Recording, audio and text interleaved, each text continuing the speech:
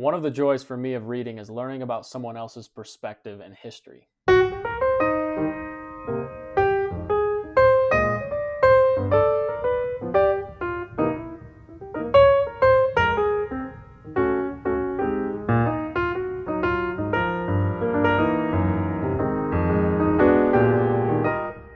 Hello everyone, welcome to Read the Right Thing Book Reviews. I'm Eric, thanks so much for watching.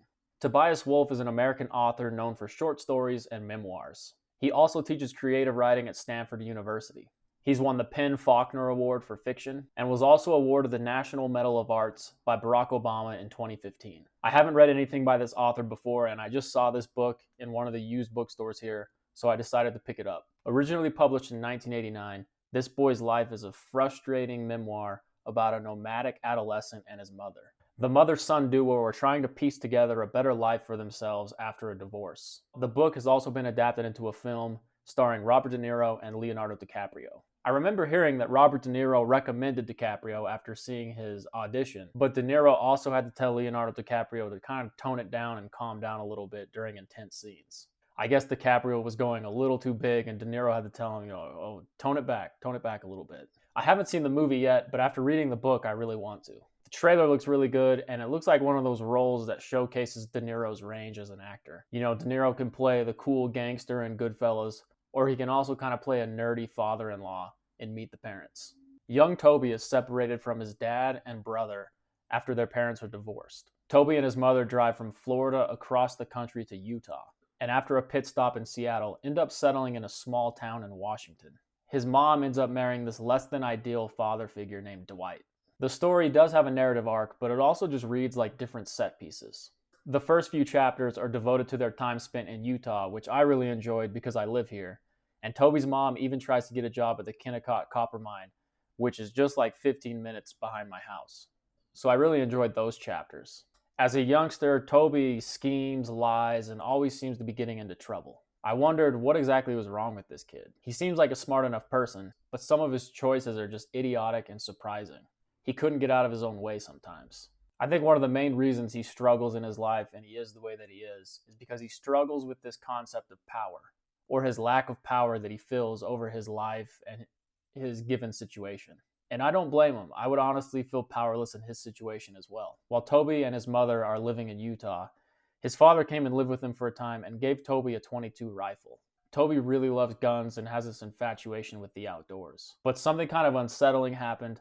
Toby would practice by aiming at people on the street from the window of his house. At first, the gun was unloaded, but then just to up the ante, he ended up loading the gun too.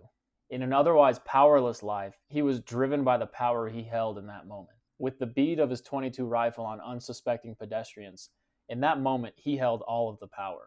But Toby also realized that this was insane. This was absolutely insane behavior. And of course, dangerous. What if you accidentally pull the trigger? He knew, he was smart enough to know this. He knew whether a gun was loaded or unloaded, you should never point it at anyone. But yet he would still do these things. Yet he kept doing that day in and day out. After one day, he was almost caught by a nun. In that scenario, in the dark house clutching a gun, was probably the only time he felt power over his life. Toby and his mother, they leave Utah and end up in Seattle where she meets Dwight. And by this time, his father again is out of the picture. And his father is basically absent in his life. And I don't think he was a very good husband to Toby's mother or father to Toby. There was definitely something wrong with this guy. Dwight doesn't live in Seattle. He lives in a small town outside of Seattle. And Dwight and Toby's mother date, and after a while, they decide they want to give marriage a try. At first, Toby goes and lives with Dwight while his mom still works in Seattle, just to see how things shake out. This is where we first see a change in Dwight, from kind of a harmless nerd to abusive psychopath. The relationship between Toby and his oddball, abusive stepfather Dwight is tragical and unfortunate. Dwight also obsesses over power and shows his power by lording over his house and everyone in it. Toby puts up with this because he wants his mother to be happy.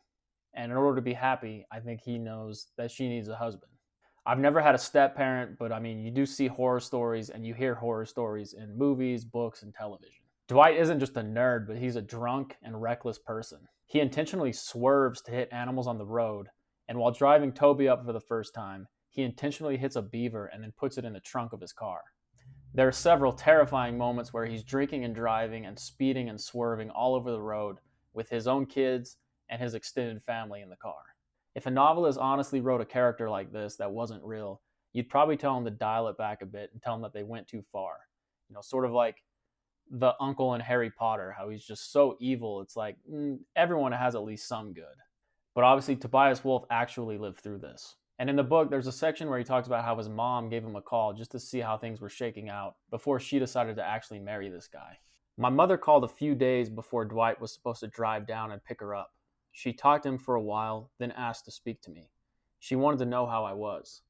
Okay, I told her. She said she'd been feeling kind of low and just wanted to check with me, make sure I felt good about everything. It was such a big step. Were Dwight and I getting along all right? I said we were. He was in the living room with me, painting some chairs, but I probably would have given the same answer if I'd been alone. My mother told me she could still change her mind. She could keep her job and find another place to live. I understood, didn't I, that it wasn't too late. I said I did, but I didn't. I'd come to feel that all of this was fated, that I was bound to accept as my home a place I did not feel at home in, and to take as my father a man who was offended by my existence and would never stop questioning my right to it. I did not believe my mother when she told me it wasn't too late. I knew she meant what she said, but it seemed to me that she was deceiving herself. Things had gone too far, and somehow it was her telling me it wasn't too late that made me believe, past all doubt, that it was. Those words still sound to me less like a hope than an epitaph, the last lie we tell before hurling ourselves over the brink. After my mother hung up, Dwight and I finished painting the dining room chairs. Then he lit a cigarette and looked around, his brush still in his hands. He gazed pensively at the piano. He said, "Sort of stands out, doesn't it?" Dwight gets worse and worse as the book goes on, first being more emotionally abusive and then escalating into physical abuse. It's very terrifying and sad scenes, but the book isn't all sad and terrifying. There are some hilarious moments sprinkled in with the sad and intense, like Dwight being a terrible shot and constantly having to watch Toby's mother win marksman contests. It's a very emasculating moment for Dwight. Or Dwight being unimpressed with their Christmas tree that they cut down, so he decides to spray paint it white. And not just like touch it up, but he uses 3 whole cans and paints the whole thing entirely white.